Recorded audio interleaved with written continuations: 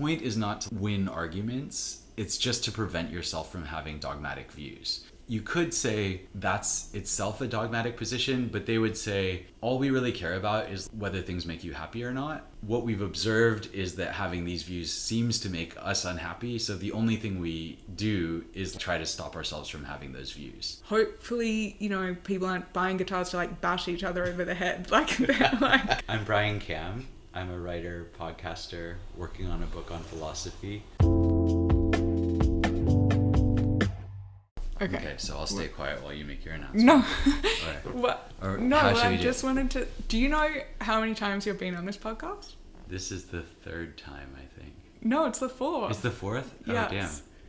I lost one. So we talked about... So you're on episode 2, I think, which is your... Childhood, your California. Growing up episode. Mm. So... If anyone's interested in your growing up, they can go back there. Yes. But do you want to summarize it in one sentence? It was provincial. Great. And then we talked about, then we had that 2-hour one where we were both like, oh my God, what did we end up talking about in this conversation? Oh yeah, with the cold open, right? We did it in person, right? Yes. Yeah. What do you mean the cold open? Oh, just the discussing. We didn't do an intro at the beginning. We just started recording. Yes, yeah. like now. Like now. And we talked about faith. The Yes. idea of how faith can... If having faith makes your life better, then why wouldn't you just do it? Yes. Religious pragmatism. Yes. Yes. But we went on a lot of tangents. Yes. About German philosophers. Yes. Sounds like me. And then the third one was the squirrel case study with Buddhism. Yes. Yeah, the dependent origination one that we did. That was remotely, wasn't it? Yeah. Yes. Mm. And the squirrel problem's been solved. Amazing. So if so anyone... no more squirrels? Yeah, so if anyone wants to hear all about that riveting story, that was the third one you did. Mm-mm.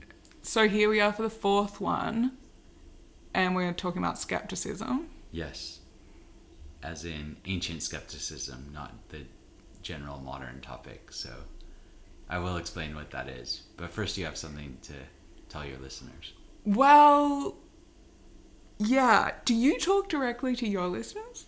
I've started to. I don't know. I've done monologues where I do, yeah. And then other ones where usually not, but a little bit. I don't know. Yeah. I think you're quite good at it. Mm. Well, because you host events and things, so you're good at talking to audiences, I would say. I certainly say words. I don't know beyond that. Okay, but I, want to get better at talking to my audience. I just find it weird when we're having a conversation, but then it's also like, hey, people who are listening to this, but in the future, yes. because it's not live. Right. But yeah, I guess, hey, to listeners, we're here in my living room in London. And yeah, I guess my announcement is that I'm now because you asked me about this, about how the podcast is going. And now, because I'm working back in an office 5 days a week, I just realized I can't release them 2 a week anymore, because recording 2 and then release, it's just, there's not enough hours in the week. So I'm experimenting with doing 1 a week, which I think should work. Mm. But I kind of wrote about this whole thing in my newsletter. So I guess if people who listen to this also want to know about the newsletter, I don't really know, because basically I don't know who listens. I just see the numbers, but I'm like, I don't know who's listening to this. I don't know who's regular listeners, unless when people tell me. Yes. So I guess that's why I feel like it's awkward talking, because when you don't know who you're talking to. Right. So but you don't know who, yeah. Yeah, but then now I do know a few people who listen to every episode. So I'm like, hey guys, hey to you, because I know who you are. Anyway, so But for anyone else, yeah, I also write this newsletter that you might be interested in reading. And otherwise... How do we find that? Good question. deliaburgess.blog is the easiest way to find it. I guess I can post the link in the episode description, or even make sure it's in the description for the podcast. Yes. But yeah, you can find it through that.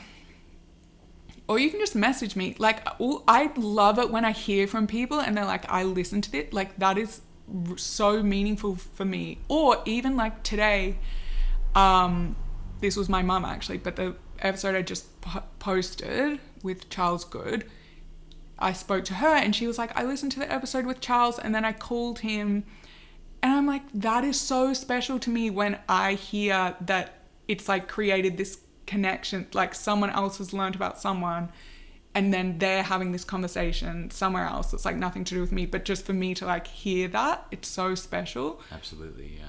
But the numbers on the screen don't give you that, right? Like totally. Numbers, it's just like, what does that mean? The countries is cool. Do you ever look at... I have looked at that after you mentioned it, yes. Yeah, that's really cool. It's like, whoa, someone's in Iceland, listen to this. Like, who is that person? Anyway, but so if anyone listening to this ever wants to message me, I love receiving messages about this. And then I can also just like, if you can't find the newsletter, you can send me an email and I can add you. Or yeah, deliaburgess.blog. But yeah, I think that's all I wanted to say in this announcement. I guess that I am fully committed to continuing to making content, even though I have landed back working at a hedge fund, weirdly, but which I'm really enjoying. But who knew you can combine making content and working in finance and just have this whole life? Anyway. Yes, so if you like this episode or any of the other ones, definitely reach out to Delia, because I've had this experience too, where someone tells me in person, they're like, oh, I listened to this episode. And I'm like, oh, I had no idea that you even knew that my podcast existed or whatever, you know, because you really don't know who's listening unless they tell you, right? And so it's like, yeah, it's always really lovely to hear from people. Yeah. Okay, and then at the end, we need to do how everyone finds you. Yes. After they hear all the smart stuff you're about to tell us about skepticism. Yeah. Wait, what's the full name of it? Of Skepticism? Yeah. Or my podcast? Both. So there's a thing called Pyrrhonism. Is that what you mean? Or... No, yeah. It was like this word starting with Z. A word starting with Z. Oh, maybe it wasn't. Okay, anyway. Yeah. My podcast is called Clear Story, but also if you search for my name, I put my name in the title, so Bryan Kam, you can also find it on there. I think I'm on all of the platforms that Anchor allows you to be on. So yeah, were you asking about skepticism or no? Mm-hmm. So yeah, there's a thing called Pyrrhonism. There's a guy, Pyrrho of Elis, from the 3rd century BC, and his version of skepticism is the one that I'm interested in. There's another version called academic skepticism, which is sort of related, but it comes a little bit later and it becomes part of Plato's school. But just as like the very basics, skepticism is a branch of philosophy that is associated with ancient Greece and in the Hellenistic period, and then it kind of continues for a few hundred years at least. And then it kind of disappears after like the 2nd century AD, so like 500 years of, being around, and then seemingly gets rediscovered in the 16th century. So, and I'm starting to get excited about the idea that it helps kick off the Enlightenment when people get access to these arguments again. And so what it is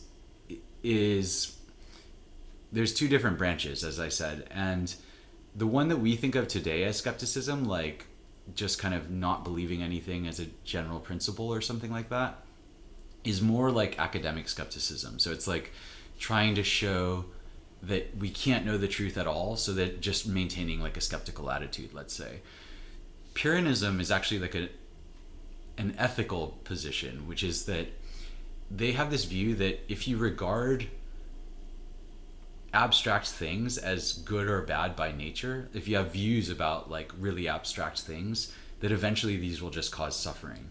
So we talked previously about Buddhism, which kind of says, you know, this self-view is one of the big problems, like, you know, viewing yourself as permanent and pre-existing and having these desires that could be potentially satisfied, and if you satisfy them, then you'll be happy. Like, but the Buddhists say that view leads to problems. The Pyrrhonists are kind of like related. They may even be directly related to Buddhism, but they say the problem is actually just about having abstract views about things.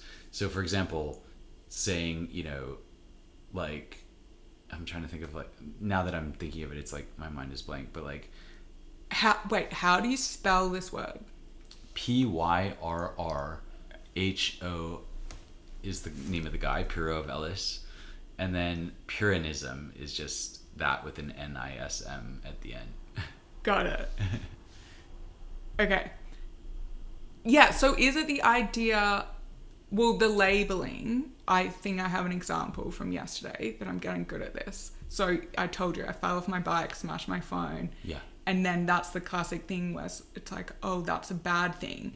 But it's like, is it a bad thing? Right. Because, like, maybe it's just a thing. It's like when you attach bad, because now it's like, maybe I don't know, well, yeah, I got a new phone out of it. Like, maybe that's a good thing. Yes. Or whatever. It's just a thing.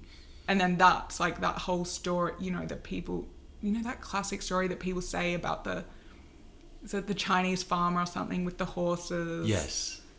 Do you want to tell that story? Or are you like, this is super cringe? No. Do you remember it? Yeah, so it's like a horse goes off, his horse runs away, and then it's like, oh no, your horse ran away. That's so unlucky. And it's like, is it? Yeah. And then the next day the horse brings right? back, oh yeah, let's see. Yeah. And then it's like the next day the horse brings his horse friends back. And it's like, he has bonus horses. Yeah. Oh, is it even a horse? Okay, whatever.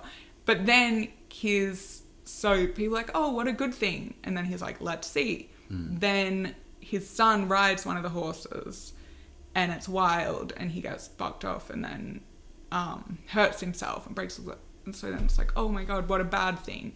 And he's like, let's see. Then the next day, a lot of events happening. Really, a lot of events, is it? The army comes to conscript his son and his son can't join because of the broken leg. So it's like, you know, it's just like on and on. Right. Yeah, so I think that is definitely a Pyrrhonist view, which is like, rather than attaching good or bad labels to things, it's always contextual, right? So something that that story's perfect for this, because it's like something that seems bad might prove to be really good at the end in some specific way, but then what's really good might prove to be bad and vice versa. But I think the Pyrrhonists are more like, you know, the concerns that they have would be much more about abstract concepts. So let's take one from like something we were kind of talking about earlier, like patriotism. Like you might say patriotism is good or patriotism is bad. And the Pyrrhonists would say having either of those views will eventually cause you to suffer. Not because one is right and the other is wrong, but just because having a view about something that abstract is really easy to trigger, right? And so they have a bunch of ways of like deflating these arguments. So they're kind of complicated and there's really a lot of them. We don't have a lot from Pyrrho, the original guy in like the 3rd century BC, but we have a lot from this guy, a later Greek writer called Sextus Empiricus. And he wrote what's called Outlines of Scepticism or Outlines of Pyrrhonism, as well as a bunch of other works. And in those, they have all these crazy arguments that prevent you from taking dogmatic positions. So they're really opposed to dogma. But isn't that a dogma in its own way? This is a really good question, because and it's one that gets asked very early on of this position, because it's like, well, if the stance is not to take any stance, isn't that in itself a stance? And they say, well, at least in the later Pyrrhonists, they say it's like a hurricane that like blows through, you know, a town or something and just smashes everything and then blows itself out, because the The point is not to like win arguments. It's just to prevent yourself from having dogmatic views. So you could say that's itself a dogmatic position, but they would say all we really care about is like whether things make you happy or not. And so what we've observed is that having these views seems to make us unhappy. So the only thing we do is like try to stop ourselves from having those views. So they're not really even saying that you should adopt it. It's like they're just saying, look, this is a technique we learned and we observed that it like makes us happier. The other objection that gets raised is like, well, if you don't have any views, how can you live in life?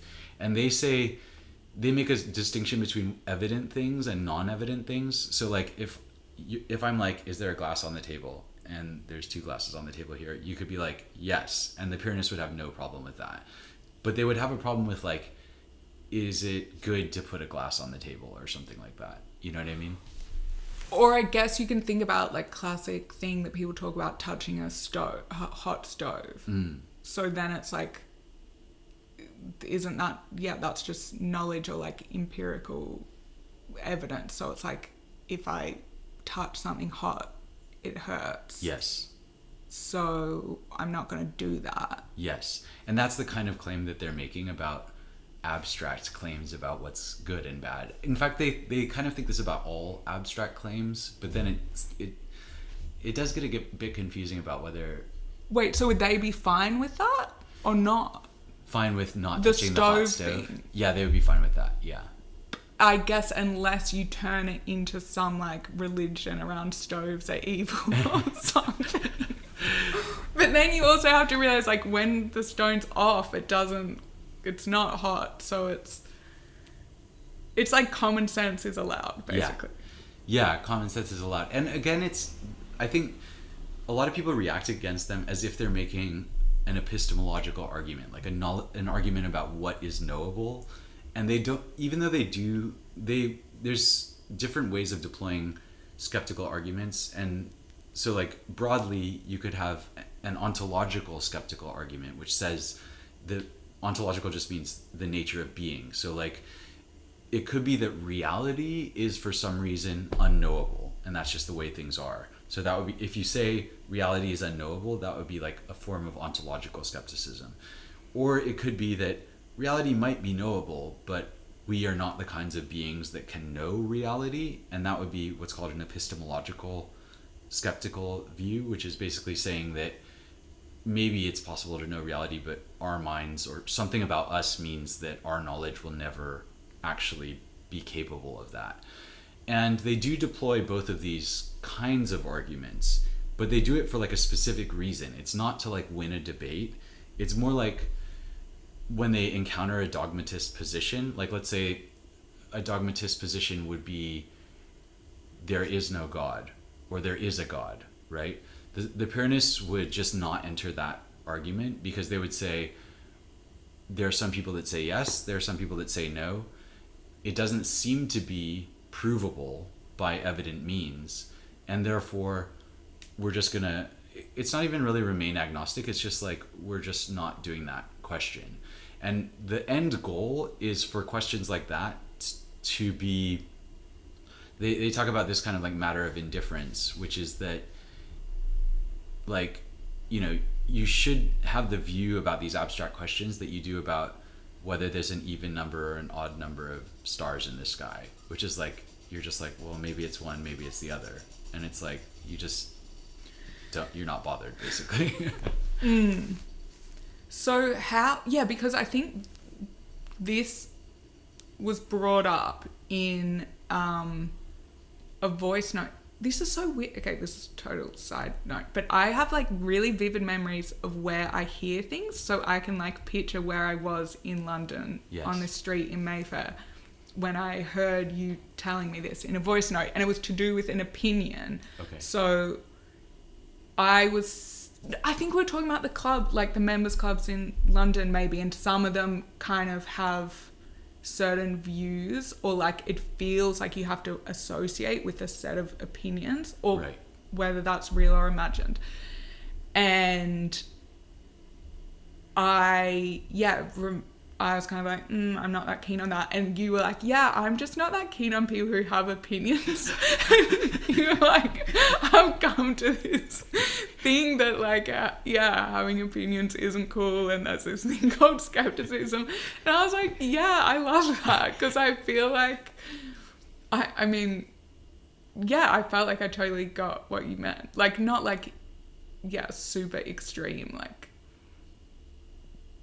you can't have a preference of what type of cake you like or something. Yeah. But yeah, it's just like, I don't know. I feel like we talked about this in that long episode where I was like, oh, I feel like by saying certain names or reading certain books, people then put this label on me and I don't want to be labeled, and or people saying like, you shouldn't listen to this type of person. But it's like, why can't I decide for myself? And it felt, so if this thing kind of falls towards that, then it's really appealing to me. If it's just like, well, yeah, I'm not going to be black and white on anything. I'm just going to go along and like figure stuff out for myself. And I can change my mind as I go, or like new evidence can allow me to develop my views. But I guess, is it like, yeah, things are always moving, so you're not set in stone about anything. And I think my view is a little bit like my view of Buddhism, which is like, okay, there's no point in undermining your sense of self if like what you're trying to do is like go for a walk or something. It's like, you know, there's all kinds of perfectly reasonable things you can do and assumptions you can make about the, you know, existence of yourself and the future existence of yourself, and you just don't. But if your sense of self leads you to suffer, right, like, oh, I'm a bad person or something like that, then maybe there's a way to like intervene and unpick that kind of thing, and Buddhism might give you some tools for that. And it's the same for me with skepticism, which is like, I don't apply it all the time, but there's times when it's just like, oh, if I think something's really good or really bad, then maybe I should like use this as a tool. So I'll give you an example. Like, you remember Elon Musk like bought Twitter or whatever, and there's a huge furor, and Twitter was melting down and having all these funny conversations, and some people thought this is like the best thing ever, and other people thought it was terrible. And I kind of fell on the side of, I think this is a bad thing. But then I was like, why am I doing this? Like, why do I need to have an opinion about whether it's good or bad? Can't I just like make up my mind independently about like, you know, am I going to move off Twitter? Am I not going to move off Twitter? And just like not have an opinion about the goodness or badness of this situation, you know? And I did apply skeptical techniques, which one would be to like read good news stories about Elon Musk, which I actually did. And then I was like, after a while, I was just like, I actually no longer have a view on whether he's going to do a good job or a bad job, you know? Wow. So the skeptical thing involves like reading stuff from the other side to help you balance out whatever you're tending towards. Yeah, so even in Sextus Empiricus, like this 2nd century Greek philosopher, he's saying things like that, like to investigate the other side and just observe that really smart people have opposite views. And so in my case, it's like that was a particular issue where I was kind of like upset about the fact that this was happening, right? And what the Pyrrhonists promise is that if you kind of systematically undermine these abstract views each time they come about, first it leads to what's called epoche, which is the suspension of judgment. So basically you become less judgmental. And then finally it's supposed to culminate in this thing called ataraxia, which is unperturbedness, or basically just not being bothered, which sounds like it might be like not caring about stuff, but they say no, it's like it just means that you're not disturbed by stuff. And their claim is that you can still live like a perfectly good life, you know, whatever that good ends up meaning. Like you can live an active life and do everything that you would otherwise do, but just not be disturbed all the time. So it's like a kind of good promise if it's true, right?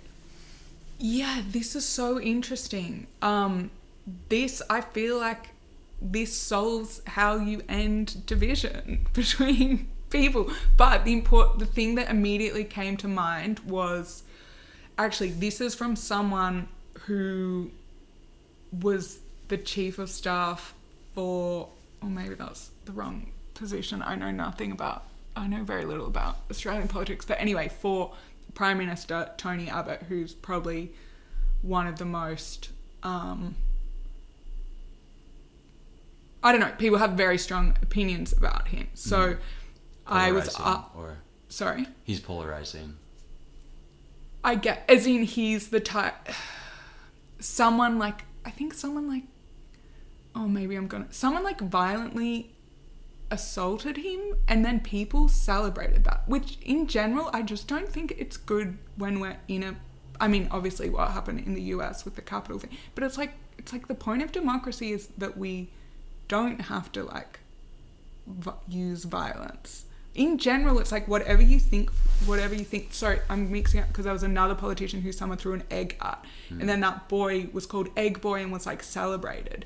And I'm kind of like, whatever is going on, it's like, I don't really think it's great to celebrate violence against anyone. Anyway, sorry, probably just sounds super lame saying that, but that's the kind of stuff. So he actually agreed to come on this podcast, which amazing. It hasn't yet happened, but that was someone who, it's funny that we were talking about. Sorry, just to be clear, who agreed to come on the podcast? Not Egg Boy. Not Egg Boy.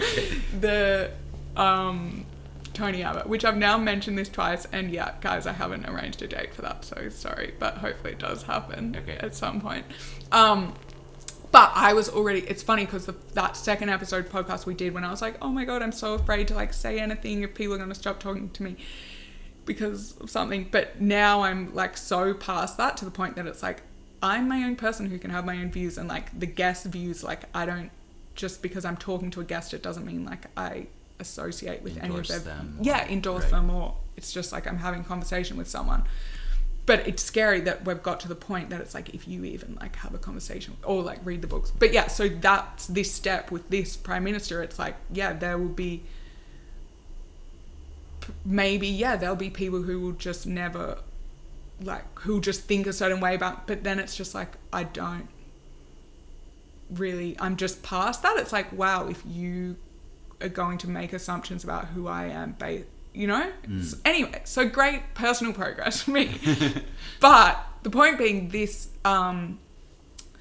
woman, Peter Credlin, who again people will be she's, because she's on Sky News, which would be you can't really compare it, but it's the equivalent of Fox News, I guess, or I don't know what is it here, GB News. It's a more right-wing news thing.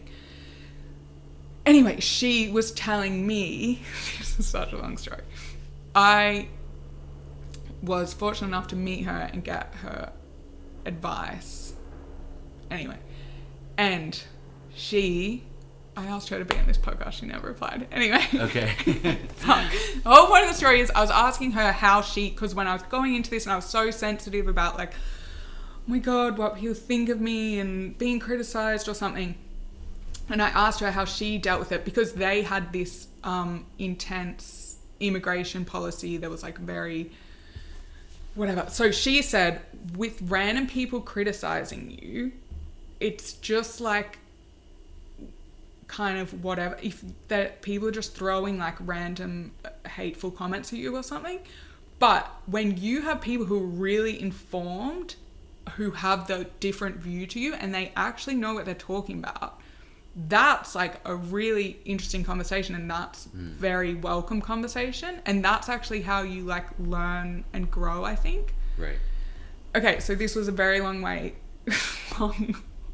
route to say, I think when you're okay, I'm going to try and see this from the other side. Yes. You can't just talk to someone who it's well, you don't know what you're talking about, right, or you've just copied this view from somewhere else, or yeah, of course you have this view because blah, blah, blah.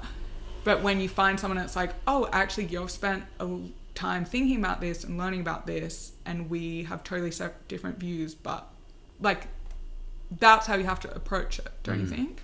I think so. And one of the interesting things, I think it was in David Epstein's book, Range, which was, did you love read it? that book? Yeah, it's great. We've talked about it. Yeah, we talked about it, yeah. I think he talks about in that you should ask experts for like facts rather than opinions. And that's something that I've also thought about with Pyrrhonism or with skepticism, which is like just valuing, you know, I mean, we talk about expert opinion, but it's like, in a way, what you want is for them to tell you what they know rather than what they believe, or something like that. You know what I mean? Or like what they know rather than what their opinion is. And especially like firsthand or experience is something that Pyrrhonists really care about. So interestingly, a lot of these Pyrrhonists were doctors. And so they obviously did learn how to do medical procedures and things like that. But they thought that these were it relied on evident information, and that included, you know, asking someone else how they did something, or, you know, learning from other people's experience. So it's not just this view that, well, you should just like discount all knowledge. Although, yeah, as I mentioned, academic skepticism is this thing that kind of it branched off from Pyrrhonism and went into Plato's Academy. And that view is a kind of dogmatic view that nothing can be known. So as we were saying, either they use these arguments about knowledge or the arguments about the reality to say, actually, we can't know anything. So and they do that in order to win arguments against dogmatists who say, you know, a dogmatic view would be something like, oh, there are 4 cardinal virtues, and they are courage and, you know, piety and these other things, and those are the highest goods or something. Well, the Pyrrhonist skeptics would say, well, we can't know that, but we'll remain kind of open-minded. The academic skeptics would say, we can never know that, and therefore we won't do that. So in other words, like, both the dogmatists and the academic skeptics, they conclude the search, right? Basically, they, like, dogmatists say, there is a truth and we know what it is.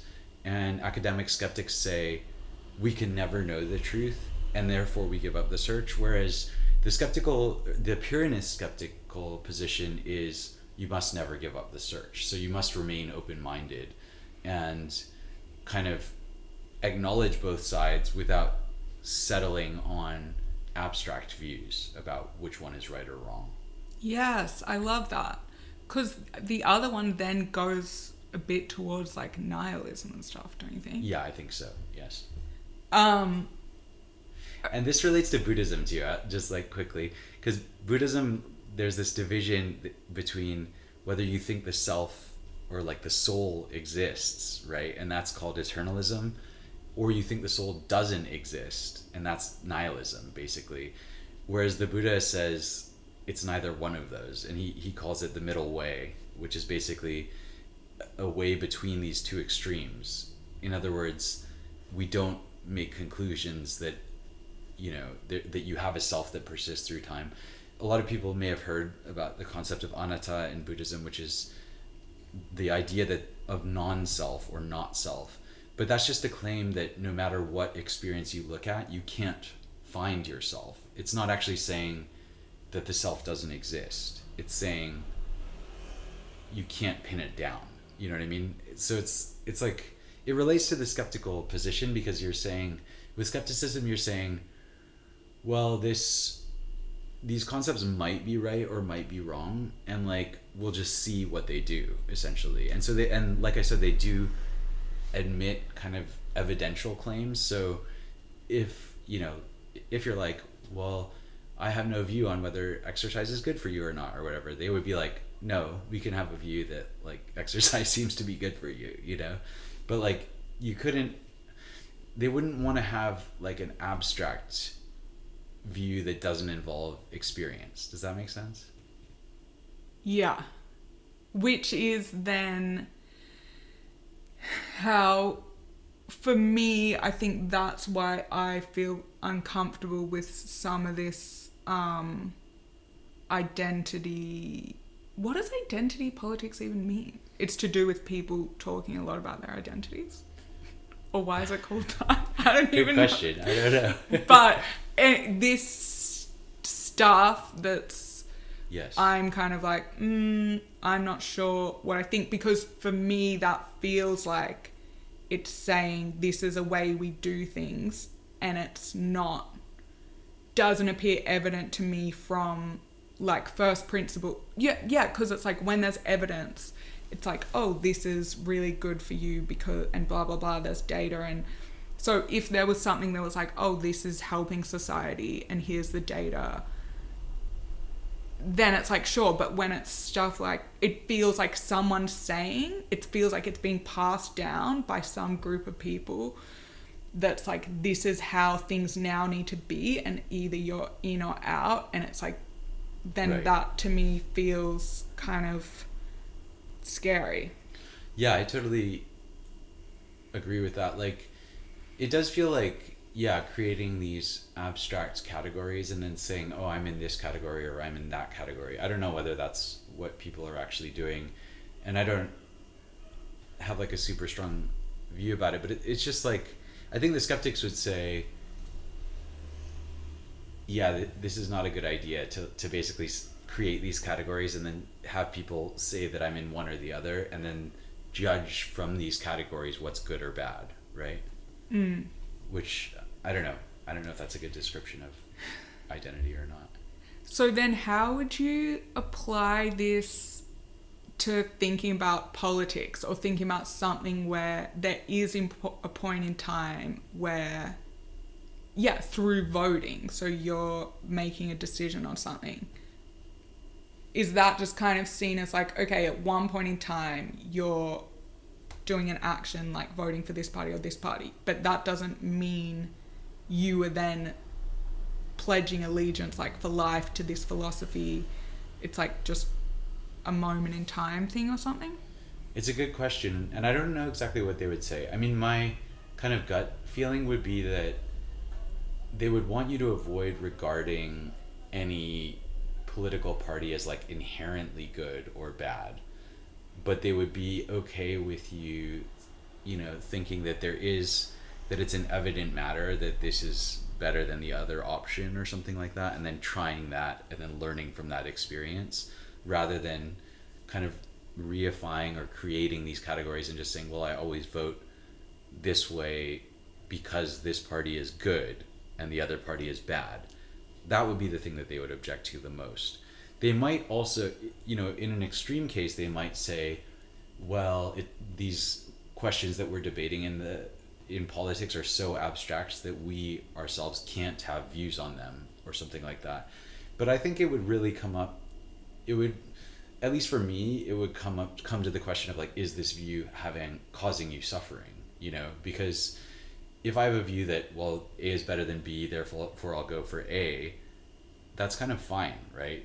Whereas if I'm like, A is always better than B, and anyone who thinks otherwise is so and so and so, then that's like the kind of where you get into problems, right?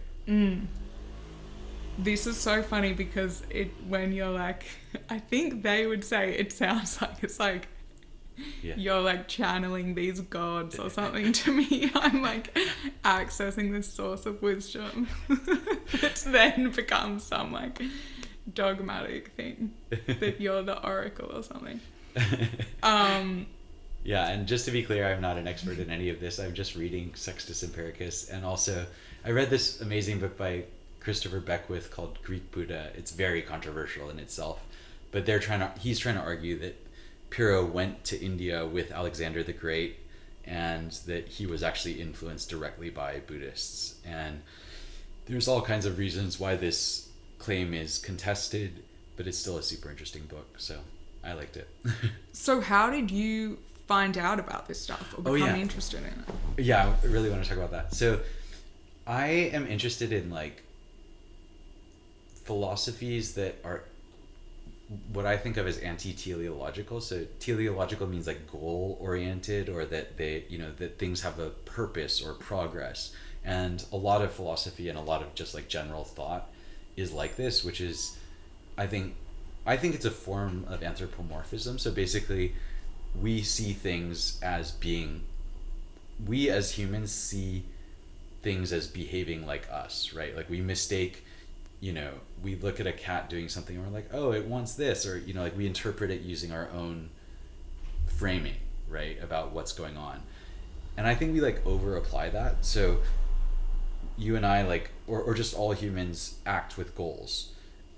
But I don't think that nature acts with goals. Now, this is like a minority position within Western philosophy. A lot of Western philosophy assumes that there is some kind of divine ordering, for example, like in one case it could be God. But so I'm really interested in like people who kind of reject this idea. And some of the early ones, Pyrrhonists are very early ones. But I got interested in two people. They're both French, and they're kind of like 15th, 16th century. And is that right? 16th, 17th century, sorry. And they are Michel de Montaigne and Blaise Pascal. And Montaigne wrote this massive volume called Essays. He's the first person to invent the essay, basically. And essay means like to try. And so he writes this series of like attempts at something, at like making a point or something. Wow, I feel like that's what this podcast is. A series essays, yeah, exactly. We're just trying to do something. Who knows what that is? Trying to do things. That's me. Yeah. Okay, go on. Yeah, and so that's Montaigne, and the essays are brilliant, and they're very funny, and there's many of them. But what's he writing about? Philosophy. Oh, all kinds of things. Yeah, just general life. Like I think he's like 40 years old, and he thinks he's going to die soon because he's living in like the 16th century and people don't live that long. But he ends up living like another, I think, 40 years or something. And so he goes into retirement. He's like, I'm just going to write. And then he writes about all kinds of aspects of life. It's actually kind of hard to even say what they are all about because they're kind of so wide ranging. He writes about childhood. He writes about scepticism. Actually, he kind of goes through these different phases because he writes for so long in his life. He actually kind of has this stoic phase. So this stoic, he gets into stoicism.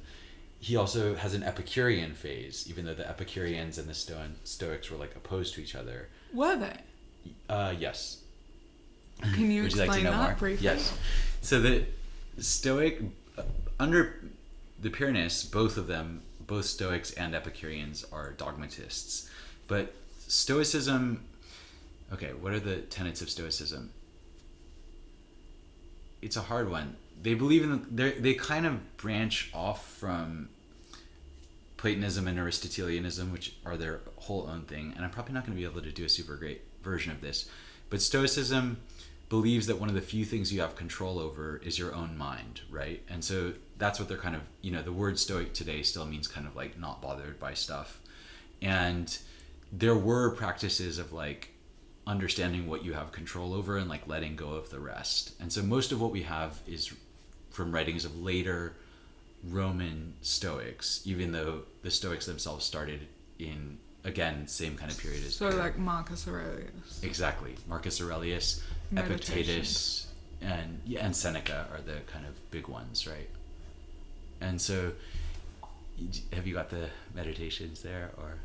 No, I have. Oh, Lives of the Stoics. Oh, Lives of the Stoics. Yeah, Ryan Holiday. Yeah, I haven't read that one actually. Have you? I've started it. Yeah. So Stoicism, but the thing that within this kind of when I say this kind of Stoicism, I mean the modern kind of renaissance that Stoicism has had in like the last 20 years or something, mainly focuses on these kind of techniques of like how to basically take control of the things that you can control and let go of the things that you can't control, right? Which is like the Viktor Frankl thing as well. Yeah. Like even when you're in a concentration camp, you still have control over your attitude towards the situation. Yes, and that is very aligned with Epictetus. He has this idea of the dichotomy of control. And so he was a former slave, right? He was a slave, who said, yes. Only the educated are free. Yes, yeah. And favorite quote. That's amazing. Yeah, and that's kind of why it's cool about Stoicism, because we get Epictetus, who was a slave, and Marcus Aurelius, who was an emperor, right? And we get this like variety. But they had a lot of other views on like physics and motion and all these other things so they had kind of like metaphysical views as well. And that's the dogmatic bit.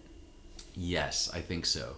Because I don't think that the Pyrrhonists would object to having the view that you don't have control over some things. I mean, maybe I guess you could in the extreme case argue that, well, even that's a view you shouldn't have or something. But my understanding of the Pyrrhonists is that they only want to do that when it's causing you trouble, not just to like increase the amount of trouble that you're having.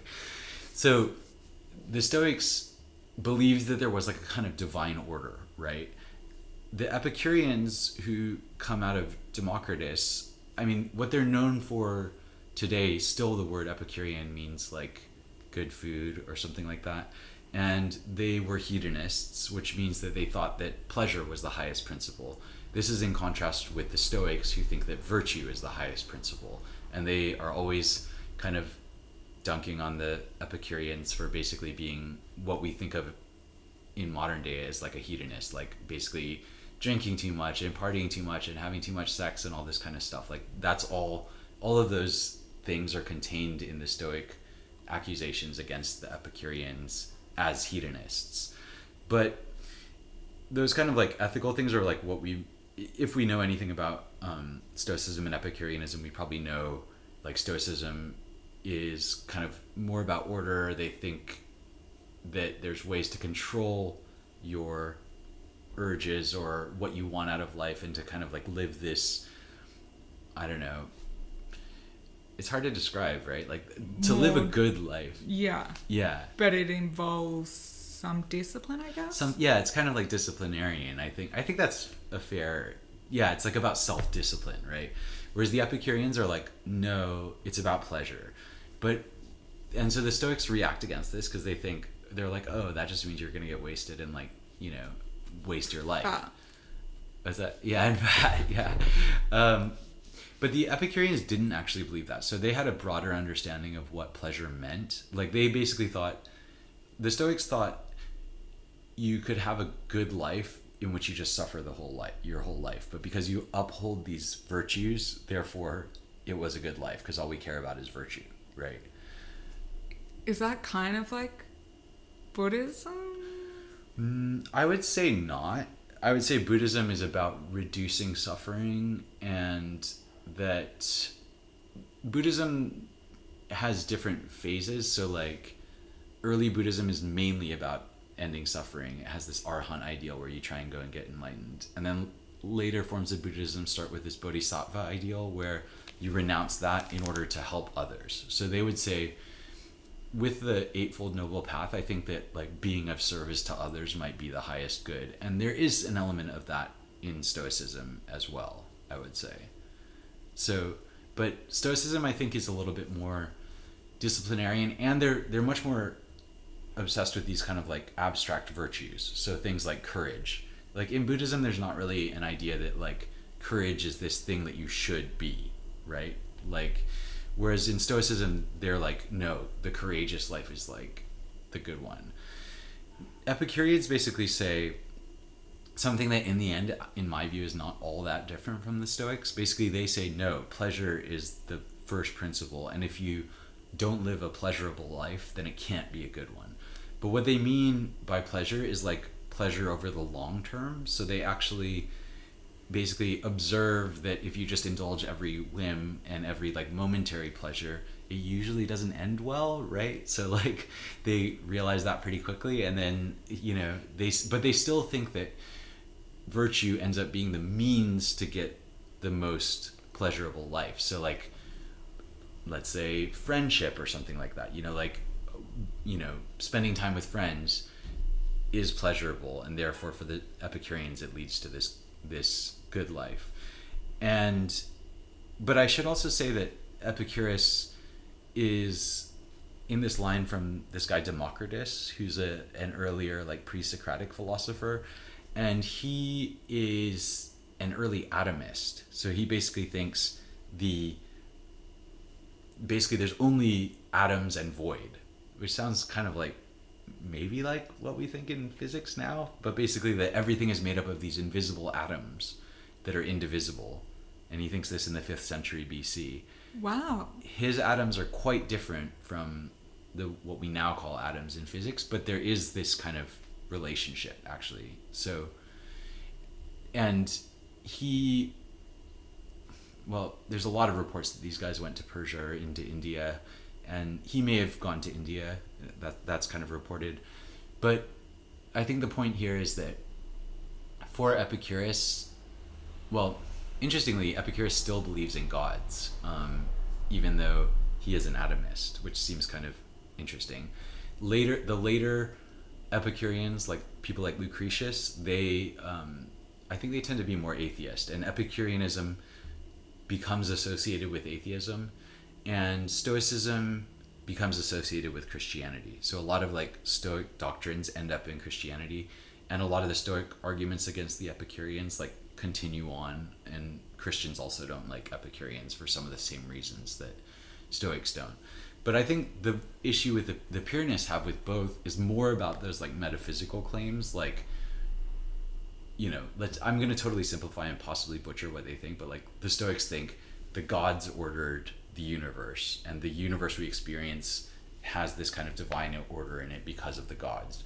The Epicureans are like, no, it's just atoms and void, and it's all random. Like there's this random set of stuff happening, and the result of that randomness is what we see. And so, but the Pyrrhonists would say that this is an undecidable question, I think. And so, yeah.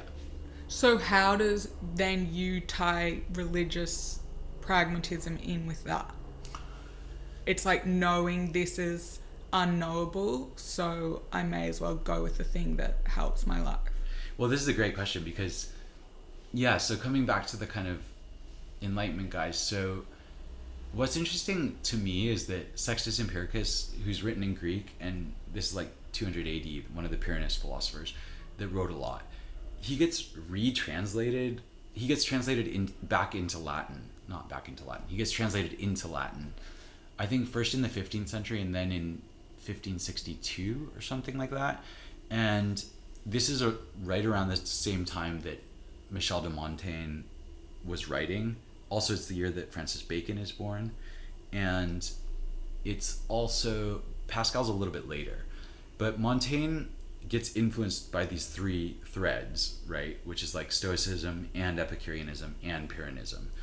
And he kind of goes through these different phases of like thinking this stuff. And Montaigne, there's this amazing introduction to Pascal's, it's called Pensées, or like thoughts, right? And he's famous for Pascal's wager, which is like, you know, it is a kind of religious pragmatist idea, right? Which is, well, you know, if there's infinite gain from, you know, becoming a Christian, and potentially infinite loss from not doing it, and it lets you live a good life, then you should go with the being a Christian one, which is like, it's an odd argument, and I think it has some problems, but anyway, go on. Yeah, I think it has some problems with, immediately I thought of like the being promised virgins in heaven and doing stuff to, it's like, yeah, that's not great. Yeah, you can kind of just make up any promise of this structure, and then it should, like, by this argument you should do that thing, because if you're like, what if you had an infinite reward for some random thing, and then you're like, and it's really unlikely but the reward is infinite, so then you do this calculation, you're like, oh, I should do that. It doesn't I think William James, when it's like a really bad thing that they so, but there are, so Pascal, William James did what? Oh, sorry, William James, so he wrote this essay called The Will to Believe, and he talks about Pascal's wager in that. Okay, he was definitely reading Pascal. And we talked about this in episode 2. Yes. Oh, whatever episode it is. Bryan Kam round 2. And so T.S. Eliot, I'm jumping around a lot, wrote an introduction to Pascal's Pensées, and he basically says that Pascal, so he's writing in whenever it was, the 30s, 40s, I guess, 1930s or 1940s, but about this guy in the 17th century, Pascal, right? And Pascal is like, I think primarily a mathematician, but then at the end of his life, this book comes out of his like thoughts, and they are also awesome. Like if you're ever interested, they're kind of mind-blowing, they're amazing. But Pascal kind of tries to go into Montaigne and understand, I think Pascal is like a Christian and wants to go into Montaigne in order to dispel his skepticism. And T.S. Eliot has this great line where he says, trying to argue with Montaigne is like trying to disperse fog with a hand grenade. So basically, Pascal goes in with this mission of like, I'm gonna get rid of all this skepticism, and then he ends up himself like being engulfed by skepticism. And the Pensées are like, they are deeply influenced by skepticism. I wouldn't say they're quite skeptical. Some people have portrayed it as he tries to set up an argument in favor of Christianity by showing the irreconcilability of like two very plausible views, one of which is Stoic and the other of which is Pyrrhonist. But I know this is a very roundabout way and I've been talking for a while, but like what I'm interested in is this idea that maybe the kind of European Enlightenment gets kicked off because of this introduction of like really serious doubt. Like, you know, that essentially in the medieval period, there's this quite hierarchical church. There's this great chain of being that understands that God has ordered everything all the way down. And then this reintroduction of a skeptical view that kind of undermines the simple teleological view is what leads Europeans to kind of stop arguing about the nature of God or the nature of perfection, which they're doing for several hundred years, and instead turn this focused set of universities, you know, like it's like 12th, 13th century that, you know, Cambridge and Oxford and University of Paris and all these things get spun up. And a lot of them are essentially theological institutions, and they are doing all kinds of important philosophy. But I think it's only like in the sort of 15th, 16th century that, I mean, like I said, Francis Bacon is born in that period, widely kind of thought to be, and I don't know how strongly, I don't know enough to make a judgment, but like this is like the birth of science, right? Like science as we think of it today starts to come about in like the kind of, I guess 16th, 17th century, I think. Maybe I'm totally wrong about that, but no, I guess 15th, 16th, 17th century, like, is when we typically think of these guys as starting this investigation, I guess, of nature, right? Not that there aren't people that took it before, but what we think of as like the modern scientific method has its roots in kind of Descartes and Bacon and people around that time, I think. Now I'm afraid that someone's going to come and be like, your whole thing is wrong. I don't know. Well, yeah, they can come and do that. And then if they know what they're talking about, yes, great, then we learn. Okay, wait, but so for you and your life and personal thoughts about stuff, yes, how do you... So you kind of remain skeptical, but then it's like thinking about Buddhism, it's like, oh, these frameworks help my life, so I'm not like signing up to a dogma. Yes. And then for faith in general, is like the religious pragmatism thing, it's like that helps you, so then it's like you're choosing to adopt that view, so it's still like consistent with skepticism. I think so. I kind of, as you could probably tell, jump all over the place and have a mishmash of different things that I'm interested in. But I like skepticism because it kind of prevents me from adopting these dogmatic views. But then things that help, you know, then there's no reason you shouldn't do them, right?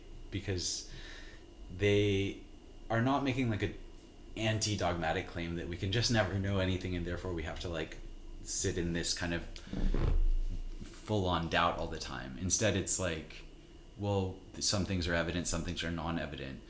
If there's some, you know, like if I meditate every day and my life gets better, then I can keep doing that, you know, and that is what I've found.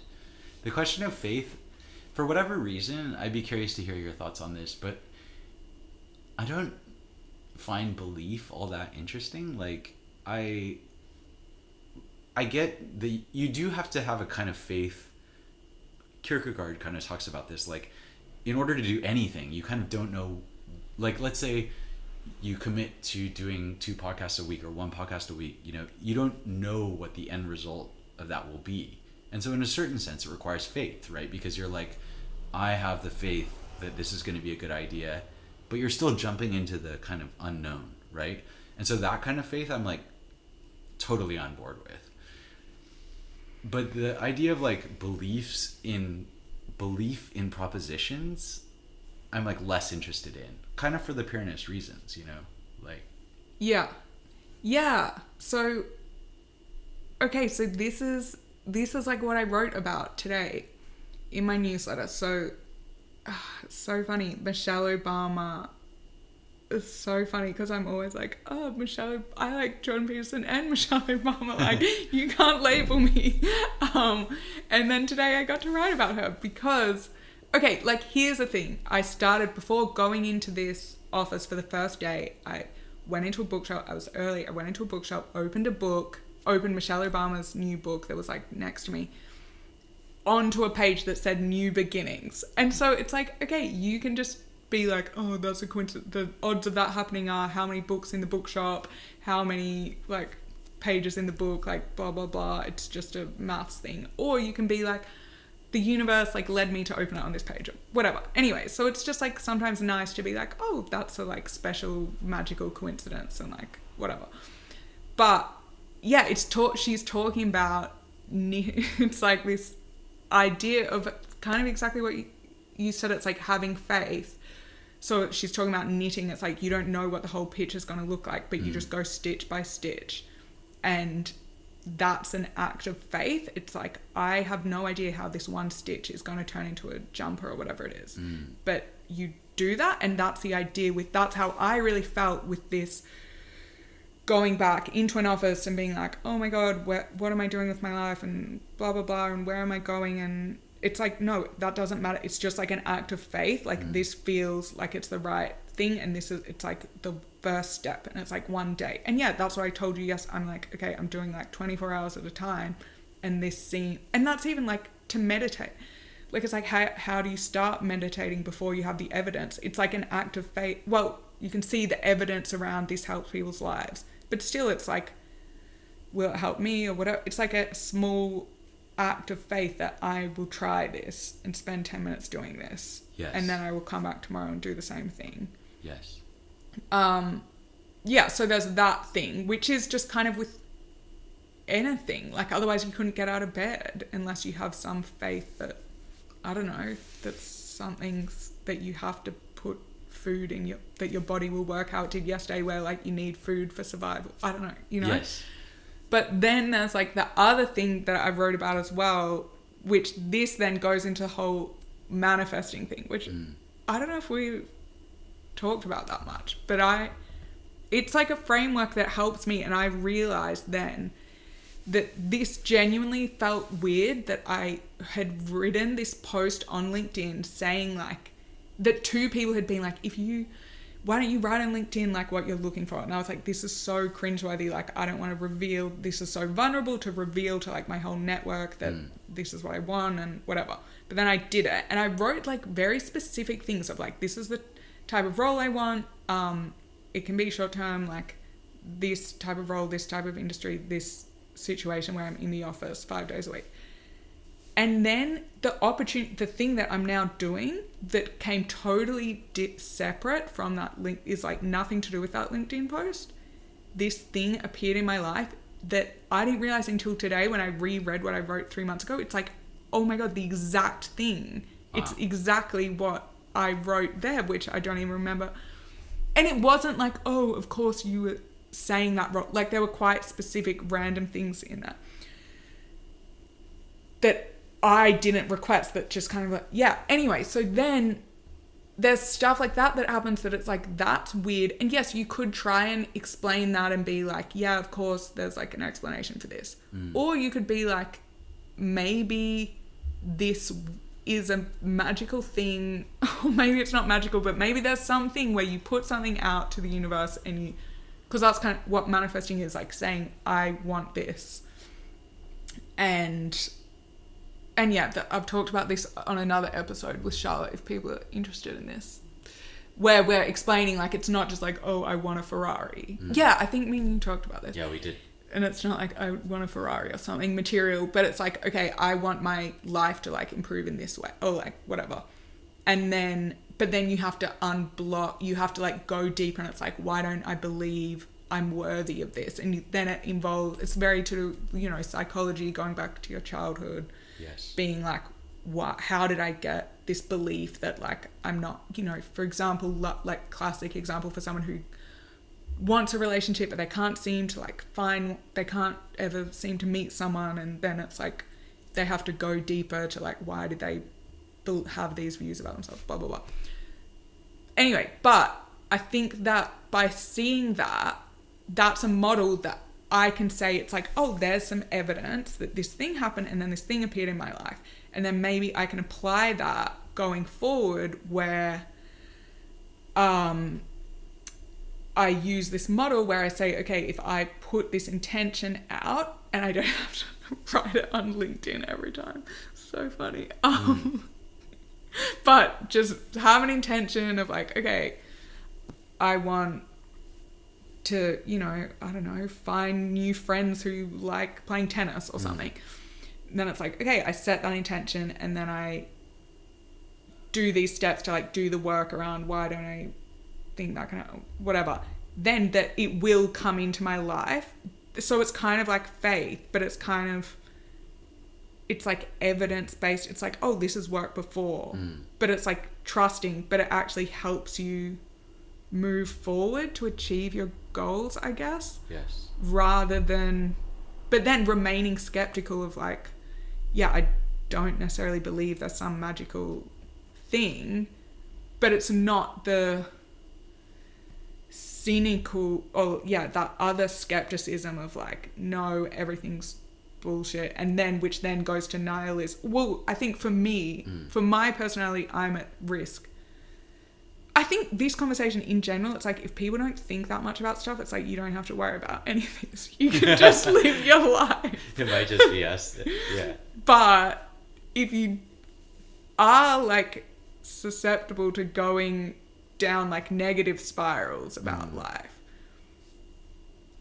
I think, yeah, it helps if it helps you to have faith. But you can still have the skeptical thing. Yes. But yeah, that's better than being like, what? No, that's bullshit. Everything's a coincidence. Nothing like... Because then for me, I'm like, oh, well, nothing happens. Why even bother do anything? And I think, yeah, having faith in the sense of trying things out, even though you don't know the result, and putting out intentions or, you know, setting intentions and that kind of thing is all like super great. Like, and I don't mind anything about like that kind of belief. And I think neither do you in a way, because, you know, the kind of belief that I think I have an issue with and this Pyrrhonists have an issue with would be something like, well, it's good to have a corporate job, and then you might be like afraid to leave it or something because you're like, well, I can't leave if I don't have a job or whatever. Or to say like it's bad to have a corporate job, and, you know, like just these kind of abstract things. But like you kind of had the faith to know when to leave a job, right? And also when to try and take one, which, you know, suggests that you don't hold those kind of dogmatic views that, well, it's always good or it's always bad. You know, you're just, but you do have the faith to kind of take the leap when and try something. And so to me, that's like a good kind of faith, which is that you're willing to, you have to have faith. Like, you're not going to do something if you're like, oh, I'm certain this is a terrible idea, right? Like or you shouldn't, right? So like you have the faith to be like, well, I don't know how this is going to work out, but I'm like willing to take that risk, right? I don't know. And then that can be listening to your intuition as well. Yes. And I think the intuition can be trained actually, like through practices. Yeah. Meditation is a practice that I think can improve intuition. And then how does that work from a skeptical point of view, or like a science point of view? Like, is there enough that it's like that is a proven thing or something? Good question. I don't know. But I mean, would there be anyone that doubts like intuition's real? I mean, people can definitely doubt that. Don't just follow your intuition to like live your whole life. But I don't think there'll be anyone who'd say there's no such thing, because everyone experiences gut feelings and stuff, right? And one thing that's worth talking about, so it's a very roundabout way, but because Leibniz, who is also kind of like 17th century guy, mainly a mathematician, I don't know all that much about him. I've read parts of Monadology, his book or whatever, but he was really interested in this thing called the I Ching, and that got me interested in the I Ching, which is a like ancient Chinese like text that you can like ask it questions. Spelled ICHING? Yes. Oh, yeah. Yeah. And so it's this kind of complicated way of like you ask it a question and then you have to have a way of generating like these we've six. Done this. Yeah, we've done it. Yeah. And you end up getting a kind of response, which is like it's one of these 64 different hexagrams, and then sometimes there's changing lines, and then it transforms into another hexagram. And so you can do it with like a book or with other things, but I just find consulting it like really fascinating because, and I think it is a guide to intuition, basically. Like it allows you to kind of put your attention on like something that matters to you, which is like a question that you may feel genuinely split about, and then it's a way of interrogating like closely what your intuition is, because you'll have a reaction to what the text response is, right? It's like that trick of, they say if you can't make up your mind, like flip a coin, right? And then like you'll know while it's in the air or something, because it'll trigger you somehow to know which one is right or wrong or something like that. Because, or which one you actually really want.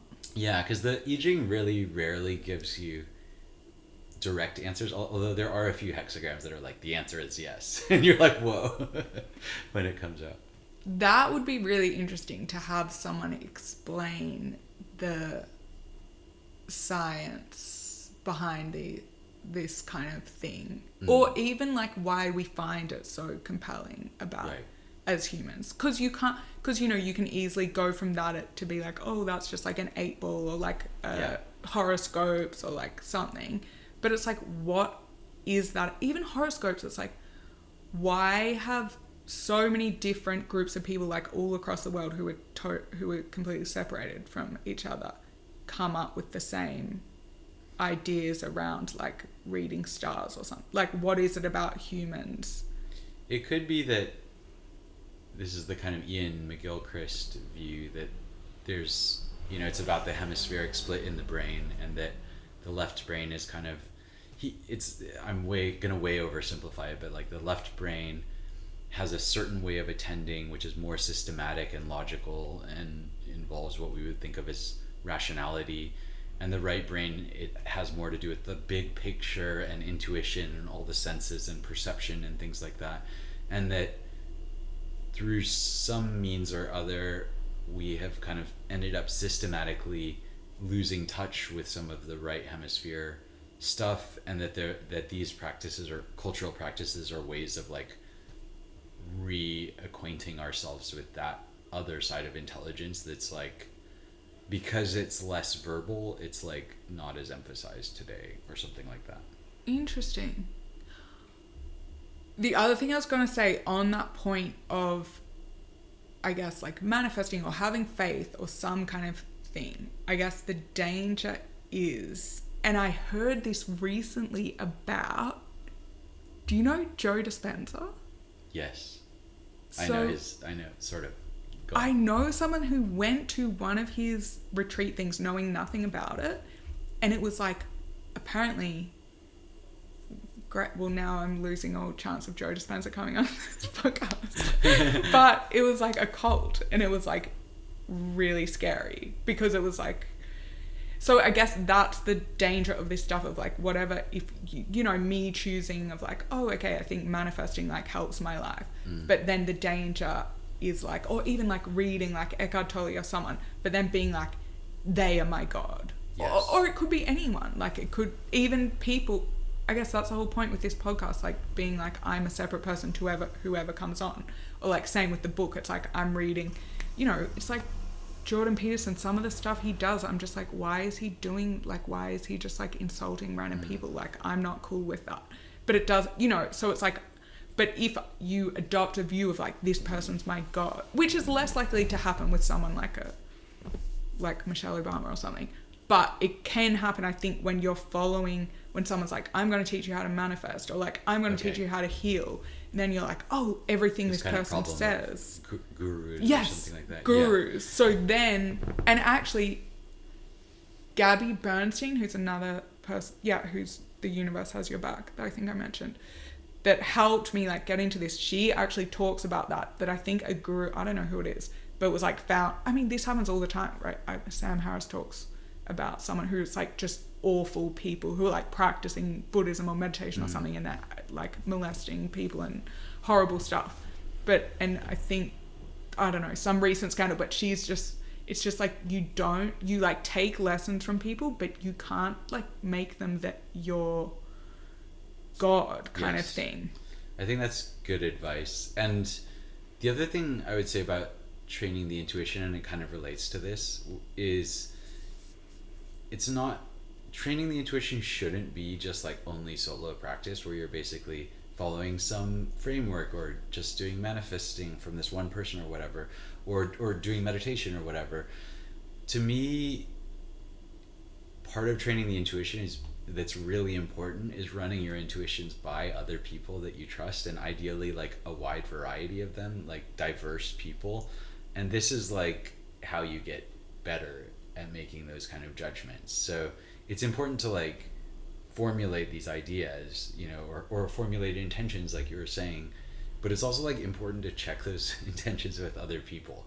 And I think that's something that I've kind of had to learn in the past few years, that often just my intuitions are off, and actually checking with a bunch of people in such a way that some of them might be like, no, that's wrong, and some of them are like, no, that's right. But then in the end you make the decision one way or another, and you find out whether it was good or bad. And then through that whole experience of setting the intention, doing all the meditation, checking it with other people, making the decision, and then owning the decision, the next time you come to make these decisions, you're like better at it. You know what I mean? Yeah. But maybe it's in that case, it's not actually your intuition. And I'm just thinking in the framework of like part therapy, or like IFS, which I'm obsessed with. But so it's like one part of you is so strong, so it's like tricking you that it's your intuition. Oh, I see. Yeah. And I think I'm just thinking of myself and like so many of my friends, that's so funny, like to do with a guy or messaging a guy or like after a breakup or something, and you're like, no, definitely, like I should message, and you ask everyone and they're like, no, you definitely shouldn't. But you're like, no, I know something like deeper that's like telling me I should, and then it all fucks up, and then you're like, God damn it, like that was. But that's a perfect case of training your intuition, right? Like the next time that happens, you might be like, hang on, this feels familiar somehow, right? Yeah. And that is, this is like way ages ago, but the Elon Musk thing, that it's like seeing it play out. Does that relate to what we were just saying? I don't know, but I just thought, because that's funny. Yeah, because I was the opposite of you, that I was like, oh, this is great, like free speech and everything, he's going to protect it. But then it's like, no, like the whole ideas of it's like you can't have one. This just reinforces my view that like you can't have one person in charge, like right. Full stop. Like having one person making decisions is just not a good thing, because even if you think the values are aligned or something, right. It's like that's like anti-democratic or whatever. Yeah. And then that isn't part of the original values that I thought would be good. And I'll tell you like one of the things that really worried me, like I don't have like super strong views about him, but one of the things was that he was threatening to ban anyone who was on this other social media weird thing called Mastodon, and I've been on that for years basically, and I always really liked it there, even though, and I also use Twitter, but then he was, as people started to shift over to this, he was saying that if you tweeted about it, they were gonna like ban your account, and I just thought this was a concerning move basically, and in the end I never got banned, even though I did have a Mastodon link in my profile or whatever. But, you know, going back to that Let's See story, Mastodon is amazing right now. Actually, like, there's a lot of really interesting people have gone over there, and there's no algorithm unlike Twitter. So basically, it's just like really easy to meet cool people over there at the moment, or in the past few months anyway. So that was like another example of like, I was like, oh no, this is a disaster. And in fact, I've like met a bunch of cool people through the internet kind of as a result of this. You know what I mean? Cool. There you go. Yeah. And then I also, with that, it's like,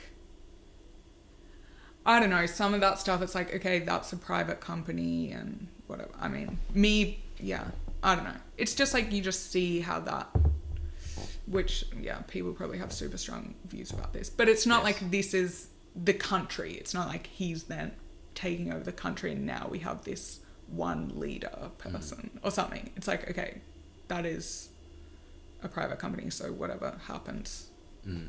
So it's like keeping it in perspective. Yeah, but then, and I feel like that's what happens when you talk to people who do, I think even with elections or whatever, there are people who just are pretty calm and they're like,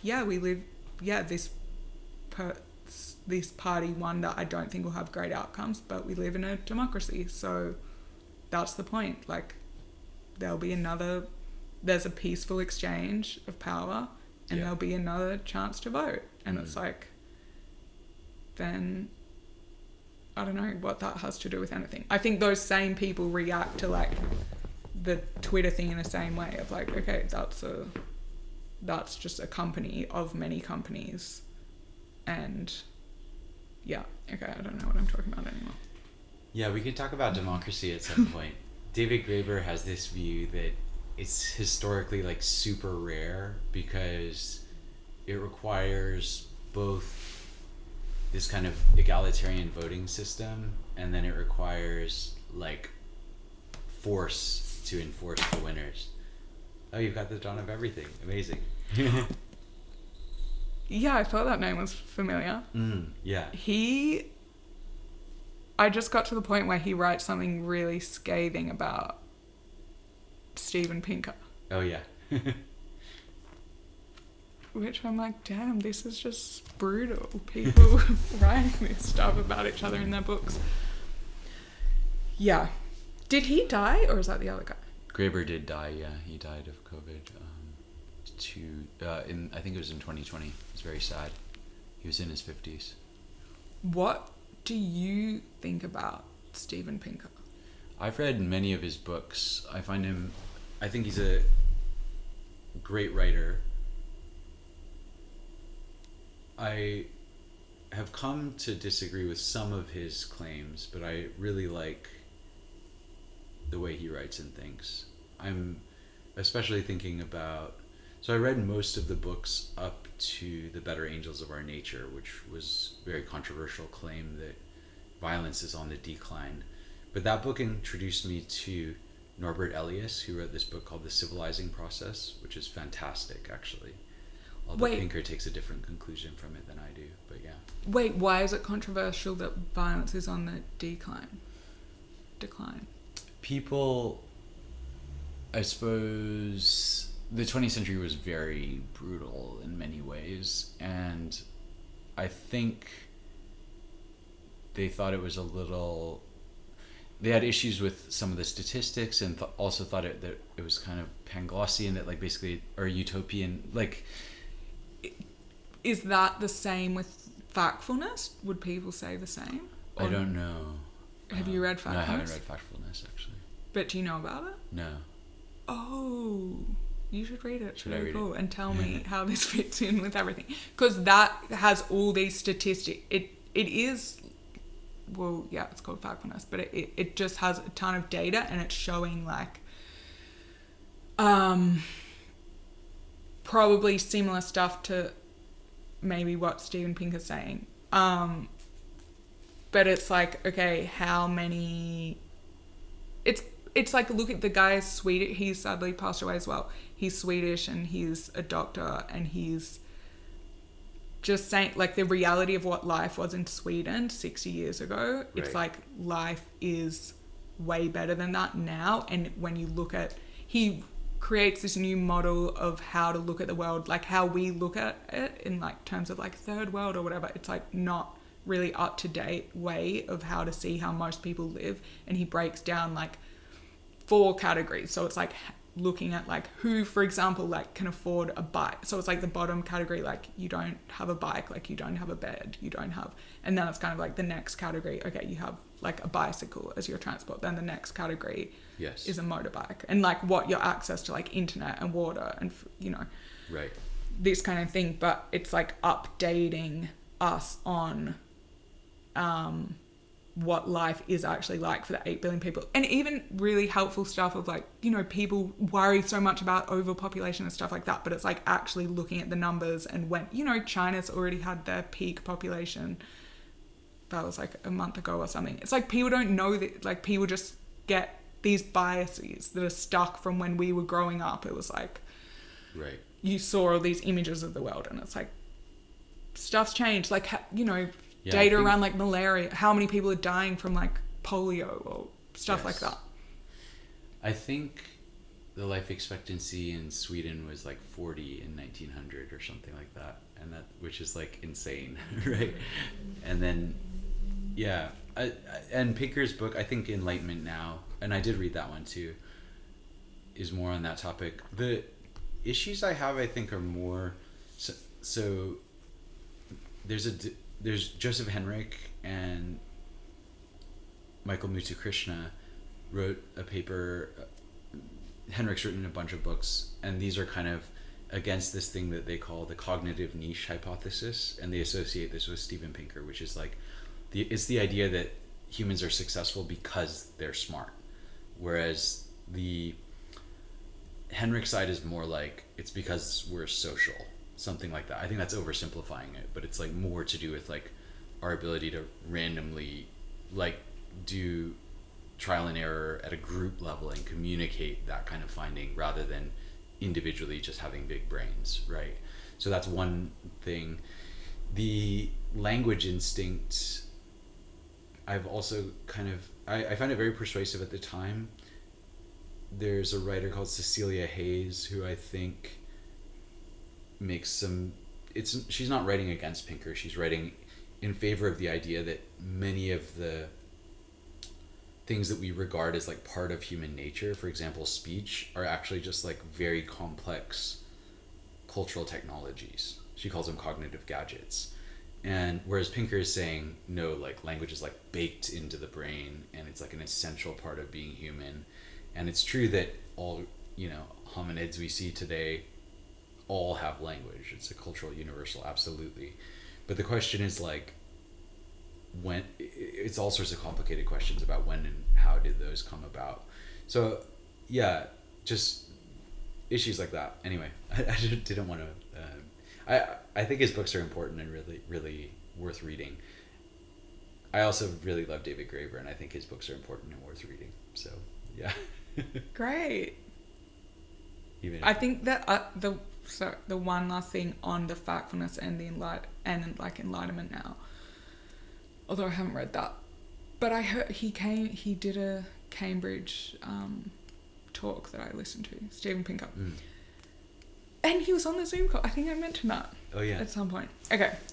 Anyway, it's not about being complacent with like poverty, for example. It's like there is still a lot of work to do, but it's not catastrophized. It's my same approach with the climate. It's like, okay, how do we deal with the problem? And that's why I love Bill Gates' book that I always talk about, but it's like realistic problem solving, and it's like super optimistic. It's like, let's make sure everyone can have this amazing quality of life.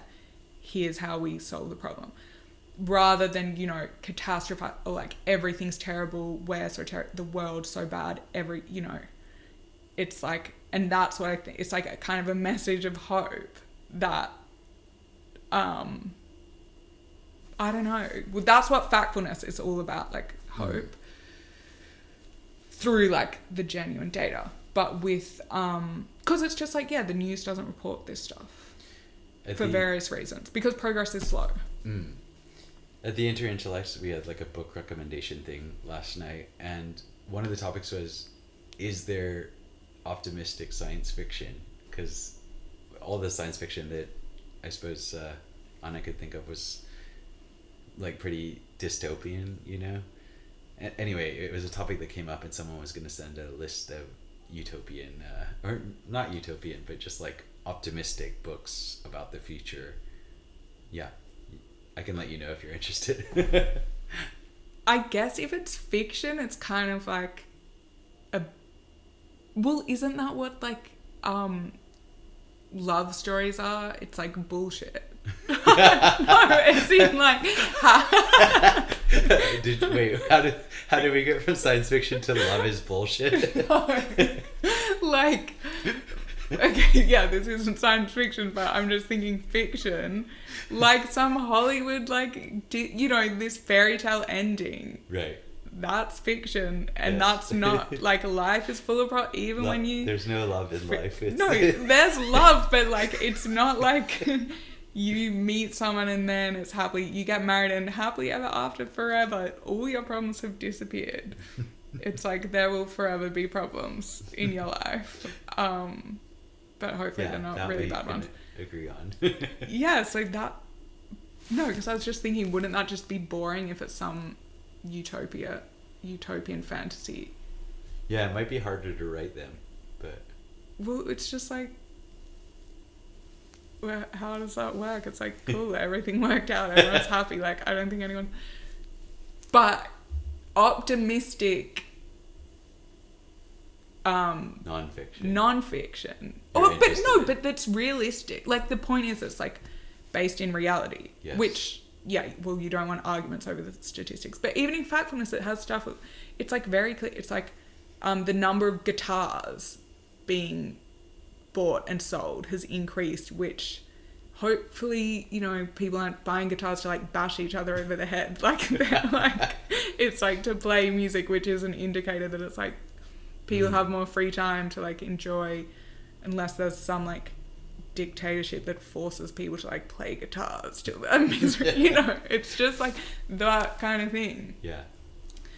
Okay, anyway, we said we're only doing an hour. It's been an hour and a half. Oh no. But it's been enjoyable, however. Was that a good I don't know. I guess we can ask our listeners if anything I said about skepticism made sense. Yeah, hopefully.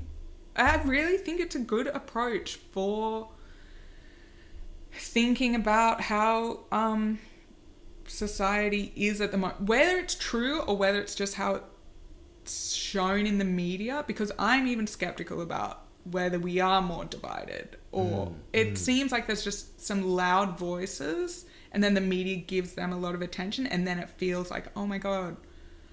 I guess in stuff like COVID, you did hear about people falling out and like losing friends. Yeah, and I think there are statistics about marriages across political lines and things like that are getting more rare. Things like that since That's like the 60s. That's so sad. Yeah. Because it shouldn't be like political line. I don't know. Anyway, but I think it's, well, I hope more people, maybe people do with age. Like, some of the people who I really respect do just seem to be balanced and not have, it's like you have principles maybe, or you have ways you live or things you value, like honesty and whatever, and maybe even discipline. Honesty and whatever. Well, I can't think of any other ones. I know, that's what I struggle with the 4 cardinal virtues. It's like, what are they again? It's like courage or something. I can't remember. Yeah, like honesty and being kind. I guess that's why I ask people, they're 3 words at the end. Yes. And practices you do, or like you think it's important to exercise or whatever. Wait, why am I talking about this? Yeah, but then they won't necessarily, or generally isn't a lot of this just getting older? And probably, and you become less extreme. Like, aren't radicals often young people? Or maybe that's not true. I don't know. I might be more radical than I was when I was younger. I don't know. In what way are you radical? A radical skeptic. Yeah, radical skepticism. Radical acceptance. That's Radical a good acceptance. one. Yeah. Radical accountability. That's what I've realized. Radical honesty, wasn't that another one? Yeah. Have your 3 words update? Okay, now we have to do where everyone finds you. Oh yes. Should we have introduced you at the start? Oh well, it's too late. Too late to. We're not going to start over, are we? No. I'm Bryan Kam. I'm a writer, podcaster, working on a book on philosophy. You can find me at bryankam.com. I'm also writing occasionally on Substack, so if you want infrequent updates of that, you can sign up to my newsletter. And if you want frequent updates, I'm also on Patreon, so you can support me on Patreon and get all the updates there. And your podcast, you already said it at the start. So it's called Clear Story. Anchor.fm/BKAM is the URL for that one. And I might be going weekly as well, so... Nice. Because I was kind of doing it every 2 weeks, and now I'm doing it every week, so maybe we will converge if you do it less frequently. Yeah. I'm so impressed with you doing them. It's amazing. Yeah. And I really like the ones I've listened to. Thanks. To wrap up, do you want to update your 3 words that are the best version of you? Or you can say the same ones if you remember them.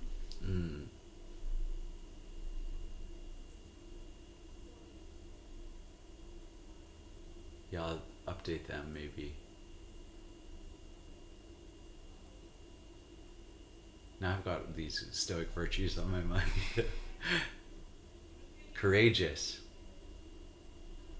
Original. Generous. Amazing. I think those are all different, aren't they? Good chatting. Good to talk to you. Thanks for having me.